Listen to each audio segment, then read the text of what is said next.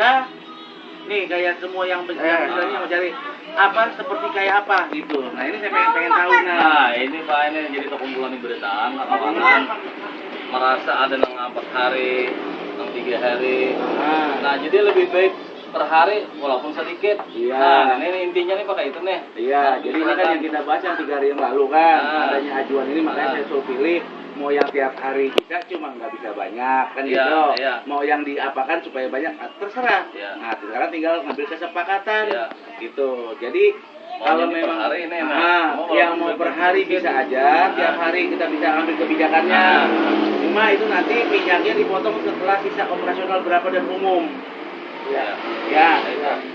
Jadi operasional itu berapa, umumnya berapa, sisanya berapa, baru kita bagi rata tiap harinya, gitu. Operasional berapa perkiraan sehari? Berapa orang? Berapa liter Pak? Perkiraan aja kada pasti akan Pak. Iya, makanya kalau operasional kayak kita sih yang khusus yang untuk gasan bubuhannya memang udah ada patokan udah itu, ya, yang 2 motor itu tuh, yang motor Latin lawan motor Pak Kustiaji. Tuh, itu operasional. Itu kalau yang itu aja udah ketahuan tuh, minimal 800. 2 buah lah Pak. 2 buah. Tuh. Minimal 800 itu 2 buah. Kalau dulu kalau kita pakai kebubuhannya semua ini sampai 1.200 liter. Makanya itu bisa berkurang. Sudah dikurangi. Udah, makanya kalau kita menyamakan dengan kayak kalian semua 1.200 juga.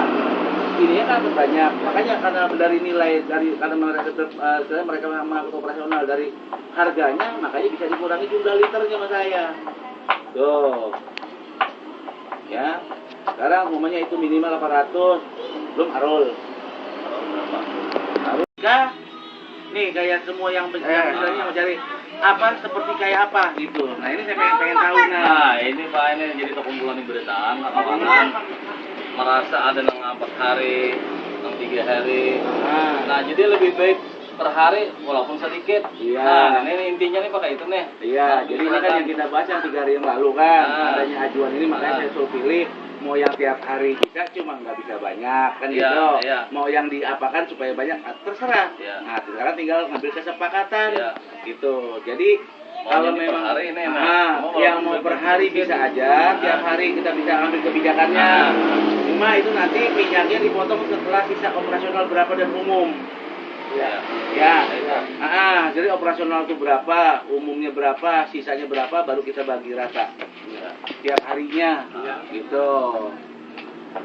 Operasional berapa perkiraan sehari? Berapa orang? Berapa liter Pak?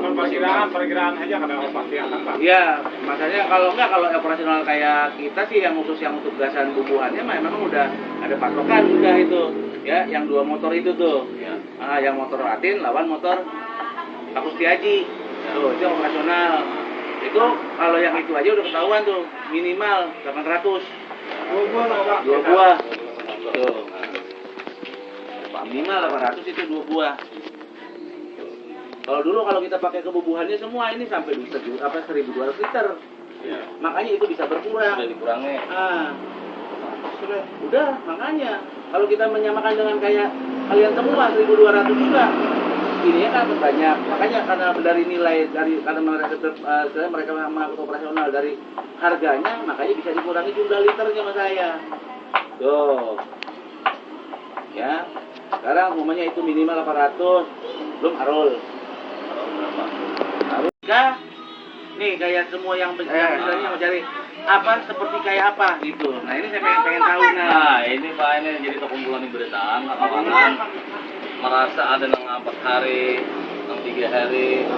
Nah jadi lebih baik per hari walaupun sedikit. Nah ini intinya nih pakai itu nih. Iya, jadi ini kan yang kita bahas yang 3 hari yang lalu kan, adanya ajuan ini makanya saya suruh pilih mau yang tiap hari bisa cuma nggak bisa banyak kan gitu. Mau yang diapakan supaya banyak terserah. Nah sekarang tinggal ngambil kesepakatan gitu. Jadi kalau memang hari ini, yang mau per hari bisa aja, tiap hari kita bisa ambil kebijakannya. Cuma itu nanti minyaknya dipotong setelah sisa operasional berapa dan umum.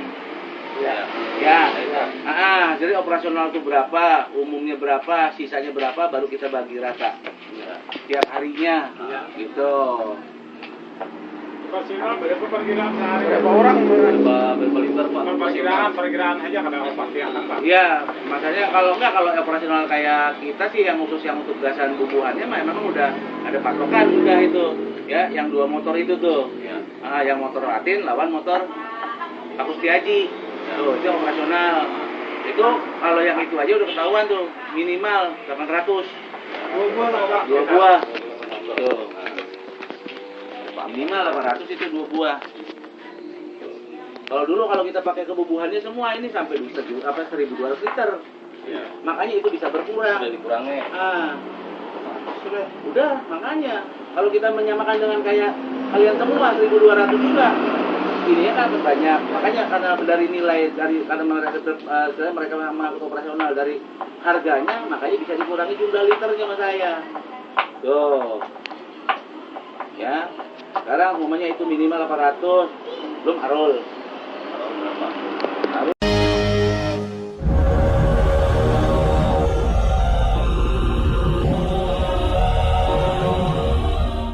Di Indonesia kerap kali muncul berbagai cerita mistis di berbagai tempat.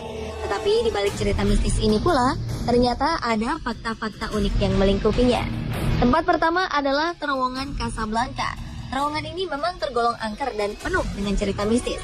Bahkan cerita kemistisannya diangkat dalam layar lebar. Dari terowongan Casablanca hingga kira-kira radius 40 meter sesudahnya, kerap terjadi kecelakaan. Penyebabnya pun tidak masuk akal. Konon, para pengendara motor atau mobil kerap melihat sosok perempuan yang tiba-tiba saja melintas di hadapan kendaraannya. Keadaan ini membuat pengemudi kendaraan kehilangan kendali dan menabrak pembatas jalan. Menurut warga sekitar, ada baiknya ketika melewati terowongan ini, pengemudi kendaraan membunyikan klakson sebanyak 3 kali dengan maksud menyapa para penghuni terowongan. Faktanya, kejadian ini juga tak terlepas dari proses pembuatan jembatan Casablanca ini sendiri. Ternyata terowongan Casablanca dibangun di atas tanah pekuburan. Menurut beberapa warga, ketika pembongkaran kuburan, ada 1 jenazah yang masih utuh. Ditambah pada akhir 90-an, seorang laki-laki paruh baya tewas dengan cara menggantungkan diri dengan spanduk di terowongan Casablanca ini. Hal ini menjadikan terowongan Casablanca semakin dilingkupi aura mistis. Konon warga sekitar Casablanca kerap mendengarkan tangisan. Namun ketika sumber bunyi dihampiri, suara itu berpindah-pindah. Selanjutnya adalah Jalan Semanggi di Jakarta Selatan. Konon warga yang melintas atau berada di sekitar Jalan Semanggi kerap kali melihat arwah gentayangan. Faktanya munculnya sosok arwah ini ternyata hanya merujuk pada sebuah sejarah, di mana 14 tahun lalu terjadi sebuah tragedi Semanggi saat kejadian protes masyarakat terhadap pelaksanaan dan agenda sidang istimewa. Tragedi Semanggi mengakibatkan tewasnya warga sipil. Kejadian pertama dikenal dengan tragedi Semanggi I, terjadi pada 11 hingga 13 November 1998 yang menyebabkan tewasnya 17 warga sipil. Kejadian kedua dikenal dengan tragedi Semanggi II, terjadi pada 24 September 1999. Tragedi ini menyebabkan tewasnya seorang mahasiswa dan 11 orang lainnya, serta menyebabkan 217 korban luka-luka. Dengan merujuk fakta sejarah inilah, konon diceritakan bahwa arwah korban tewas pada tragedi Semanggi kerap menampakkan diri dan melakukan gangguan pada warga sekitar Semanggi.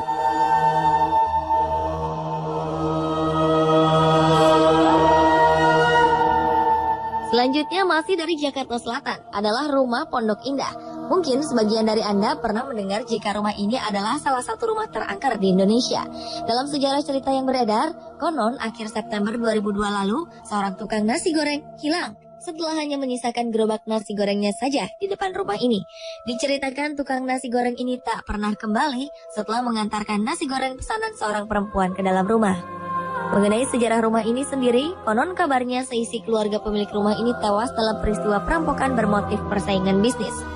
Sejak itu, konon beberapa orang kerap melihat sesuatu dari dalam rumah. Namun tentu saja hal ini belum terbukti kebenarannya. Bahkan beberapa waktu lalu, para tunawisma memanfaatkan rumah ini sebagai tempat tinggal mereka.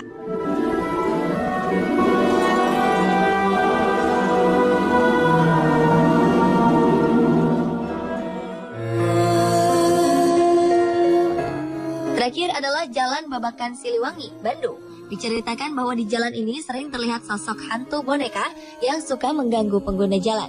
Kabarnya pengendara enggan melewati jalan ini pada malam hari, terutama setelah santer terdengar jika jalan ini angker. Terlebih ketika kita bersama anak kecil. Konon yang pertama kali melihat sosok tersebut adalah anak kecil. Diceritakan pula oleh para warga sosok ini berbentuk boneka panda kecil. Menurut warga, dahulu pernah ada seorang anak bernama Uci.